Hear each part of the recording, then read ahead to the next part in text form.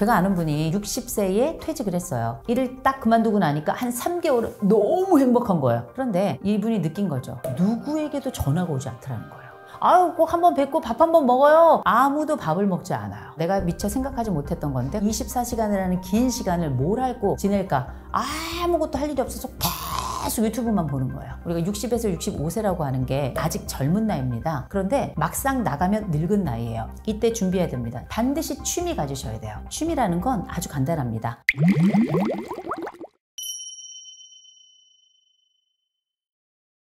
전환기라고 하는 시기, 60에서 65세는 어떤 거냐면 가을에서 겨울 넘어갈 때 환절기가 있잖아요. 환절기에 보면 꼭 그렇게 감기에 걸려요. 감기 제대로 처리하지 못하면 이제 폐렴으로 넘어가는 거고 때로는 천식이 생길 수도 있어요. 그럼 어떻게? 남은 생에 힘들어요. 전환기는 잘 보내야지 그 다음 계절을 건강하게 지내요. 마찬가지로 우리가 60에서 65세를 잘 지내면 남은 노년을 굉장히 잘 보낼 가능성이 굉장히 높습니다. 제가 아는 분이 60세에 퇴직을 했어요. 오래 살아야 되니까 끝까지 일을 악물고, 이분이 원래는 65세까지 일을 할 수 있는 분인데 일을 오래 하신 분들은 알아요. 아주 지겨워 죽겠거든요. 부인은 당장 그만두면 어떡하냐, 그만두지 말라 하지만 아내 몰래 살짝 이걸 그만둔 거예요. 일을 딱 그만두고 나니까 한 3개월은 너무 행복한 거예요. 그런데 이분이 느낀 거죠. 누구에게도 전화가 오지 않더라는 거예요. 가끔 잘못 온 전화. 김 부장님 무슨 일 부탁드리려고요. 저 퇴직했습니다. 바로 끊더라는 거예요. 나에게 누가 있는지를 그때부터 알기 시작한 거죠. 그래서 전화번호를 다 돌려봤는데 아유, 꼭 한번 뵙고 밥 한번 먹어요. 아무도 밥을 먹지 않아요. 애가 둘이 있었는데 다들 커가지고 취업을 해야 될 시점이 됐는데, 그런 경우도 있잖아요. 개인 사업 하시는 분들 또 애들이 일을 또 잘할 만큼 충분히 역량을 가지고 있으니까 다 연락을 하고 그랬는데 현직에서 떠나니까 더 이상 파워가 없는 거예요. 내가 미처 생각하지 못했던 건데 24시간이라는 긴 시간을 뭘 하고 지낼까? 아무것도 할 일이 없어서 계속 유튜브만 보는 거예요. 눈은 눈대로 아파요. 잠 시간은 또 패턴이 엉망진창이어서 아침에 또 늦게 일어나요. 아내는 벌써 자기 스케줄 하겠다고 다 나갔어요. 혼자 우두커니 앉아가지고 나라는 사람이 어떻게 살았는가에 대한 회의감이 들기 시작하면서 우울감이 굉장히 심각해졌습니다. 그래서 뭘 했냐면 우리가 흔히 말하는 네일센터로 갔어요. 이게 중장년들을 위한 일종의 교육도 하고 동시에 일자리도 알아봐주고, 줄이 끝도 한도 없이 밀려 있어가지고 내가 들어갈 자리도 없더랍니다. 나라는 사람이 나오면 뭔가 새로운 걸 당장 시작할 수 있을 거라고 생각했는데 아무것도 시작할 수 없다는 완전히 절망감에 빠지게 된 겁니다. 우리가 60에서 65세라고 하는 게 굉장히 아직 젊은 나이입니다. 그런데 막상 나가면 늙은 나이예요. 경계에 있는 아주 희한한 진공 상태에 들어있는 나이가 바로 이 나이거든요. 이때 준비해야 됩니다. 제일 먼저 몸 준비해야 돼요. 근육도 만들어 가야 되고요. 운동 루틴을 만드는 거 굉장히 중요한데 그냥 만들면 안 됩니다. 운동도 처방받으셔야 돼요. 이때는 운동 함부로 하면 또 몸이 또 작살나는 시기예요. 두 번째, 이분이 아무것도 준비하지 않았던 가장 중요한 것 중에 하나가 뭐냐면 관계 테크예요. 관계를 만들고 관리하지 않았던 게 이렇게 큰 파장을 가져올지 아무도 몰랐던 겁니다. 옛날에 60세에 상 받고 떠날 나이면 손절해도 상관이 없어요. 그때는 그게 맞았거든요. 그러나 지금은 언제 죽을지 몰라요. 재수없으면 200살 산다 그러잖아요. 앞으로 우리를 지켜줄 사람들이 누구냐면 관계로 맺혀진 사람들, 또 사회복지망, 하나 또 의료망, 이런 것들이 탄탄한 네트워크, 망이 네트가 돼서 우리를 지탱하게 하는 거거든요. 관계가 유례없이 중요한 시기입니다. 지금부터는 60에서 65세 내가 앞으로 살아갈 일이 많다 싶을 땐 관계 관리부터 시작하셔야 됩니다. 친구들에게 안부도 물어보셔야 되고요. 동아리도 정기적으로 나가셔야 돼요. 학습 공동체도 좀 들어가셨으면 좋겠습니다.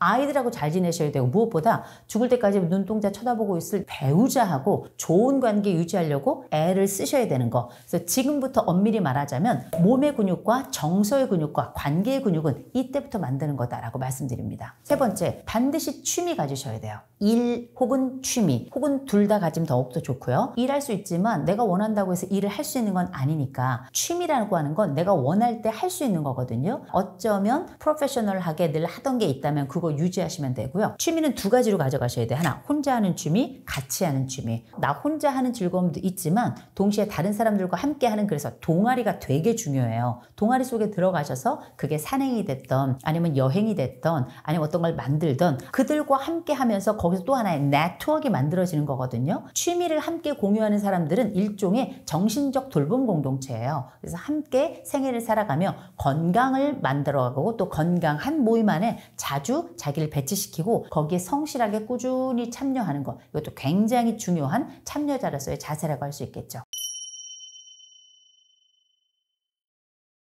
취미라는 건 아주 간단합니다. 이거저거 해봐야 돼요. 우리가 아이들이 어렸을 때 부모들이 시킨다 그러잖아요. 그걸 시키는 이유는 뭐냐면 이 아이들이 이때 경험했던 게 나중에 이 아이의 취미가 될 수도 있어요. 그래서 저는 1인 1기 하라고 보통 말씀드리는데 한 사람이 한 가지 기술은 가지고 있으면 좋다. 이 사람의 일이 아니라도 이 사람의 생의 기쁨이 될 수 있다라고 말씀드려요. 그런데 이게 어린 시절에만 1인 1기가 아니에요. 우리가 했던 다양한 경험 중에 어떤 것이 나에게 쭉 뻗어올라서 새로운 나무줄기를 만들어내고 나의 쉼터가 될지 아무도 알지 못하는 거거든요. 내가 좀 싫더라도 골고루 좀 해보시길 권해요. 복지관에 가시면 정말 좋아요. 왜냐면 거기에 가면 한 50개에서 150개 사이에 여러 프로그램들이 있는데 그중에 어떤 거는 난을 쳐, 어떤 거는 막 붓글씨를 막 써요. 사교 댄스 같은 거, 스포츠 댄스 같은 거 막 해요. 어떤 데는 연극 동아리도 있어요. 어떤 건 건강에 대한 클래스를 배워요. 이런 걸 쭉 하다 보면 유독 기쁨이 느껴지는 게 있어요. 요거는 내 취미가 될 가능성이 굉장히 높아요. 이걸 딱 하다 보면 이런 거에 기쁨을 가지고 있는 사람들의 동아리가 있다는 걸 알게 됩니다. 이 세상에는 제가 볼 때는 10개가 넘는 동아리가 있어요. 그중에 내 동아리가 2개만 있으면 돼요.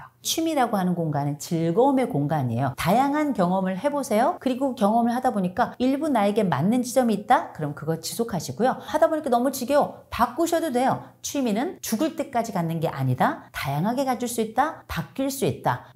맛과 아름다움을 동시에 좀 발견하는 지점이 있다? 그건 내가 평생 가져갈 취미다 라고 생각하시면 돼요. 그리고 이 취미라고 하는 거에 대해 잠깐 말씀드리자면 돈 드는 취미가 있어요. 돈 안 드는 취미가 있고 왠지 돈이 안 드는 취미는 안 하는 것 같고 좀 덜 하는 것 같고 약간 꿀리는 취미 같고 그런데 돈 드는 취미 해도 돈만 베리는 사람이 있고요. 돈 안 드는 취미 해도 돈 드는 것 이상의 그 열매와 결과를 얻는 분들도 계시거든요. 돈 드는 것도 한번 쭉 해보세요. 돈 안 드는 것도 한번 해보세요. 사람 많이 있는 것도 한번 해보시고요. 나 혼자 하는 것도 한번 해보세요. 하다 보면 답이 나오는데 내가 이런 취미 저런 취미 최소한 2년은 해보셔야 돼요. 내가 진짜로 원하고 나에게 정말 잘 맞고 내가 기쁨을 느끼고 동시에 나 혼자도 하면서 함께 하면서도 즐거운 요소들 반드시 찾을 거라고 생각합니다. 긴 세월에 2년은 그냥도 쓰는 거예요. 그리고 우리 시간 많습니다. 내가 어떤 취미를 하면 좋을까를 제가 말씀드릴 수는 없어요. 대신에 인터넷 들어가셔가지고 복지관 있죠? 종합사회복지관이나 노인종합복지관에 들어가 보세요. 교육 프로그램들이 쫙 있는데 그중에 거의 80%가 취미가 가능한 것들이에요. 이거 좀 괜찮은 것 같은데 그거 한번 해보시면 돼요. 그리고 그거 이제 신청하는 기간이 있긴 합니다만 이 클래스 한번 들어가 보시잖아요. 그럼 그중에 또 마음 맞는 사람들이 있어요. 그 사람들하고는 또 짝을 지어가지고 취미를 또 따로 병행할 수도 있는 거거든요. 어떤 것이라고 딱히 선정해서 정할 필요도 없어요. 나만의 대단하고 엄청난 세계를 만들어가지고 유튜브로 내가 한번 또 시작해보겠다. 이것도 또 다른 제2의 연결된 취미가 될 수 있는 거거든요. 또 알아요. 그러다가 TV 나온다. 멍하게 있는 건 취미가 아니에요. 취하는 거예요. 어떤 것에 몰입하는 겁니다. 기꺼이 내가 이걸 선택하려고 해야 돼요. 약간의 재미와 약간의 즐거움과 약간의 흥미가 함께 있으면서 어떠한 열매들을 자꾸 맺어야 돼요. 그림이 됐던 등산이 됐던 달리기가 됐건 아니면 뭐 컴퓨터가 됐건 뭐든지 간에 보면 산은 올라가다 보면 정상에 도달해요. 잘 그리든 못 그리든 결과물이 나와요. 노래도 부르다 보면 마지막 후렴구에 마침표가 또 엔딩까지 갑니다. 정 없으면 근육이 생기든지 심리적 포만감이 있든지 이런 것들이 다 열매에 해당하는 거거든요. TV는 우리나라 사람들이 보통 11시간을 봅니다. 멍하니 있다 보면 웃길 때도 있죠. 드라마 때문에 몰입할 때도 있을 거예요. 그걸로 땡인 거죠. 그걸 우리가 킬링 타임이라고 불러요. 시간을 죽인다. 요새는 워낙에 좋은 콘텐츠들이 많으니까 TV를 봤는데 이걸 통해서 내가 어떤 거를 같이 해. 건강 프로를 했는데 내가 그걸 보면서 막 같이 움직여. 내가 어떤 드라마를 봤는데 그 드라마를 보면서 배우는 게 있어. 그래서 그걸 따로 적어놨다가 뭔가를 해. 그러면 어떤 열매가 있겠죠. 그냥 멍이 있다가 그냥 시간이 지나가 버리고 그냥 누워있다가 이렇게 잠들어서 그 다음날 똑같은 일을 하고 있다면 이건 취미라고 볼 수 없어요. 저는 권해드립니다. TV를 옛날엔 바보상자라고 불렀어요. 지금도 바보상자라고 생각해요. 정보를 계속적으로 얻는 거 나쁘지 않거든요. 이 정보가 무엇이 될 수 있을지도 한번 생각해 보셔야 돼요. 그리고 어른으로 산다는 건 단순히 그냥 나만 즐기고 기쁘고가 아니에요. 이걸 통해서 뭔가 기여할 바를 좀 찾는 게 저는 굉장히 중요한 어른의 덕목이라고 생각합니다. 내 아이들이나 혹은 내 이웃들이나 내 친구들에게 어떤 식으로 적용할 수 있을까? 이게 굉장히 중요한 거거든요. 내가 어떤 취미를 가지고 있고 이 취미를 통해서 기여를 하고 싶다 한다면 TV를 좀 정리를 한번 해보세요. 전반적인 평가 있죠. 댓글에 보면 이걸 말이라고 하냐 이런 방식이 아니고요. 내가 가지고 있는 유식함과 교양과 지식과 평가자로서의 자태가 잘 드러나면서 교양 있는 평가자로서 글을 남길까를 한번 고민을 하셔야 돼요. 제가 이 말씀을 왜 드리냐면 제 수업을 듣는 학생들에겐 제가 이런 얘기를 합니다. 영화를 볼 때 그냥 보지 마라. 상담자의 눈으로 봐라. 영화가 달라진다. TV를 볼 때도 평가자이자 TV에 내가 제작자라고 생각하시면 보는 눈이 달라집니다. 다른 시선으로 보려고 한다면 그건 취미가 될 수 있다. 멀뚱히 앉아있는 것이 아니라 의미를 담아내려고 하고 그냥 기쁨으로만 끝나는 것이 아니라 누군가에게 유익이 되게 할 수 있을까? 이 생각을 하신다면 저는 굉장히 인류애적인 취미를 가지고 있는 것이다. 동시에 발전적인 취미를 가지고 있는 것이다 라고 말씀드릴 것 같아요. 60에서 65세라고 하는 나이가 전 기쁨의 나이라고 생각합니다. 왜냐하면 어떤 것이 터져나오고 어떤 것이 탄생할지 아무도 모르는 게 이게 일종의 양수 속에 들어가 있는 거거든요. 이전엔 남을 위해서만 살았죠. 아이들 위해서 또 내 부모를 위해서 그렇게 살았다면 지금부터는 정말 내 세상에 막 춤을 추더라도 내 춤을 추기 시작하는 재탄생의 시기라고 생각을 하거든요. 새로운 삶 속에서 나만의 선택을 시작하면서 나만의 꿈을 실현하면서 나답게 사는 첫 번째 발걸음을 내딛으시기 바랍니다.